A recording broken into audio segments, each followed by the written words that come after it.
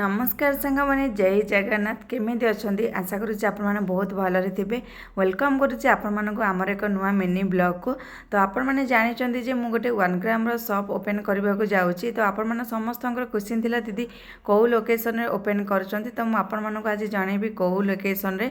तो एक्चुअली मुझे Gundicha market open कर जोटा कि माध्यमता छक देकी जदि आपण आसुँच तो SBI रो इवनिंग ब्रांच जो रही आगरू एबी तो 15 दिन हम शिफ्ट हो आगुरी जो रही ता साइड रही PN मेकओवर ता तल फ्लोर ही दुकान मु दूची कि आपण मैंने जदि मार्केट देकर आसुँच तो मार्केट देकर आसला पर सिटी कार्ड आउ अपना बजार साइड देकी जदि आसुँच सेपटू आसला नुआ साही छक पूरा फ्रंट रे ही पड़ुची आम दुकान।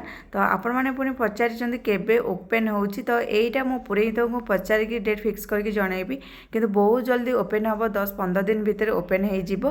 तो एटा तो आपण मानक जनईदेली लोकेशन आ देखंतु इवान आज आम घर को प्रथम थर आसला इवनिंग टाइम रे। तो मौसी को सी तार चिन्ह जेहेतु आउ क्या चिन्हनी आउ क्या पाखक आसु नाला ए लगे तो तार क्षीर फीर नहीं आसी जाइल। तो सी पूरा आज रही आम घर बहुत समय तो बहुत समय चिन्हला पर जाकि मो पाखक आसला।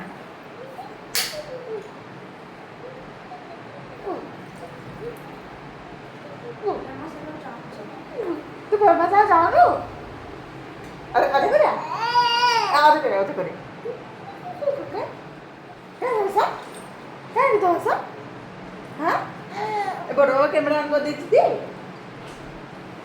हाय कर दिलो हाय कर दिलो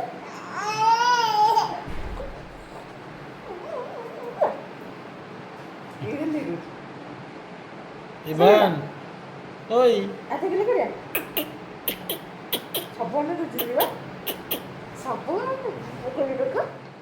तापर इवान खुशी दीदी जेहेतु ट्यूशन पलि जाइला तो इवान आ ता मौसी मिसिकी जाकि खुशी दीदी को ट्यूशन रू नहीं पलि आसते आ खुशी दीदी खुशी कहले न सरे। आज इवान को आम घर प्रथम थर देखिकी खुशी बहुत खुशी होता ता सहित बहुत समय गेल है। इवान मम्मी बाबा भी आसी जाइए तो समस्ते मिसिक आम किसी दुकान को लेकिन डिस्कसन करूँ कौन ना रखू केबे ओपन करूँ। तो आपण मैंने सजेसन दिंतु जे केबे ओपन कले आपण बेटर हम आ कौन ना रखले भी बेटर हम। तापर इवान बाहरी पड़ा जावाई मुझे हाथ में 100 टंका दे दी जेहेतु से प्रथम थर आसला ता मम्मी कहे कि 100 टंका कहीं रखिलु रे बाबू आ 500 टंका बड़ मम्मी की मागे आमर क्षीर पैकेट हम बोली कि मो बाबू गेलु बाबूटा से मोर टंका 100 टंका भी से जाबुड़ी धरची कहीदेला भी हसी दूसरी। तापर ये इवान तो पलि जाइला से आ देखंतु केमिति मुर्की मुर्की हसी हसी जाऊँगी। नेक्स्ट ब्लॉग रे मु आपन मानकु जनइबी केबे आमर दुकान ओपन होउची।